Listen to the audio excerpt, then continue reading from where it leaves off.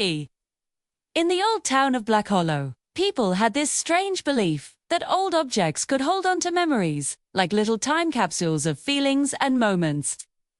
I always thought it was just local folklore, something to tell the tourists. That is, until I bought the mirror. It was tucked away in the dusty back corner of an abandoned antique shop, the kind of place that smells like forgotten time. The mirror was wrapped in a grimy, stained cloth, almost like it was being hidden.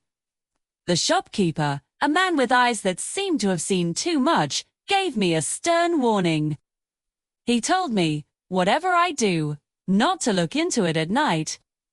I just laughed it off, thinking he was trying to add some theatrical flair to the sale. I paid the man, took the mirror, and didn't think twice about it. The mirror itself was an imposing piece. It was tall, framed in dark, ornately carved wood that seemed to absorb the light in the room. The glass was cracked at the corners, and it felt unnaturally cold to the touch, even in my warm apartment. That first night, I was getting ready for bed and caught my reflection in it. I smiled, feeling a little tired. My reflection. It smiled back, just a fraction of a second too late. It was so subtle, I almost missed it.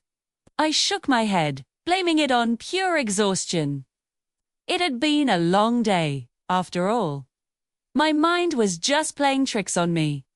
But the second night, there was no mistaking it. I was standing in front of the mirror, brushing my teeth, and I noticed my reflection wasn't copying my movements at all. Just standing there, perfectly still, staring out at me with my own eyes. A cold chill crept up my spine. I slowly, deliberately, raised my right hand. My reflection's arm didn't move an inch. It just kept staring, its expression blank and unreadable. And then, I heard it.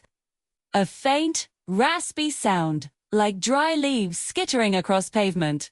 It was a whisper. And it whispered my name. From that night on, things got progressively stranger. The mirror became a window into a life that wasn't mine. Every night, it would show me things I had never done, places I had never been. It showed a version of me standing in desolate, unfamiliar landscapes. It showed me wandering through claustrophobic rooms with no doors, trapped in a maze of my own making. It showed me walking down long, dark hallways that seemed to breathe with a soft, rhythmic pulse. The images were so vivid, so real, that I started to question my own memories. Was this some alternate reality? A glimpse into a future I didn't want. I couldn't stand it anymore. The sight of my other self, living that horrifying trapped existence, was driving me mad. I tried, covering the mirror with a thick blanket, hoping to block it out. But it didn't work. Even with the glass hidden, I could still feel it. I could feel its presence in the room, a cold spot that never went away. I could feel it watching me, its invisible gaze following my every move. Sometimes, I'd pull back the blanket just for a second, and the glass would be fogged up as if someone had been breathing on it from the inside. And on the fog, I'd see them. Fingerprints. Dozens of them pressed against the glass from the other side. They weren't my fingerprints. They were long and slender, almost skeletal. The fear became a constant companion, a shadow that clung to me day and night. I stopped sleeping properly, afraid of what I might see if I closed my eyes. I'd jolt awake in the middle of the night, my heart pounding, convinced someone was in the room with me. But there was only ever me, and the covered mirror. Then came the night that changed everything. I don't remember getting out of bed. I don't remember walking across the room. I just woke up. I was standing in front of the mirror, the blanket lying in a heap on the floor. My heart stopped. My reflection was gone. The mirror was no longer a mirror. It was a dark, empty pane of glass, like a window into a starless night. But it wasn't empty for long. Something began to move in the darkness behind the glass, slowly drifting closer. Zet emerged from the shadows. I realized with a surge of pure terror what it was. It had my face, but it was older, gaunt, the skin stretched tight over the bones. Its eyes were hollowed-out pits of despair, and its lips were pulled back into a wide, silent, and utterly terrifying smile. It was the me from the mirror's twisted world. It glided closer until its face was pressed right up against the glass, its dead eyes staring directly into mine. And then it raised a hand. It tapped on the glass from the inside. A single, soft tap. Then another. Tap, tap.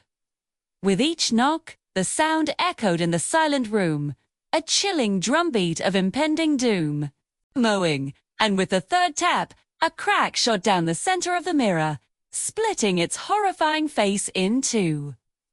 The next morning, I woke up in my bed. The sun was streaming through the window, and for a moment, I thought it had all been a nightmare. But my apartment felt different. It felt emptier. I got up and looked around. The mirror was gone. There was no shattered glass on the floor, no heavy wooden frame. It had simply vanished, as if it had never been there at all. And then I noticed something else. I went into the bathroom and looked at my reflection in the medicine cabinet. There was nothing. I turned on the faucet and looked at the water. No reflection. I picked up a spoon, my phone, anything with a reflective surface. Nothing. My own reflection was gone. Back in black. Hollow, the old-timers will tell you the legend of that mirror. They say it doesn't show you who you are. It shows you who it plans to keep. It finds someone, shows them a fractured version of their life, and slowly, night by night, it pulls them in. It trades places.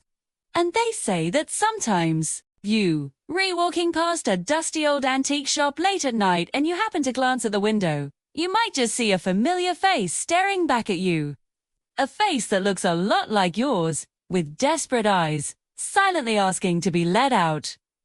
If this story disturbed you, don't forget to like the video and subscribe for more true horror stories.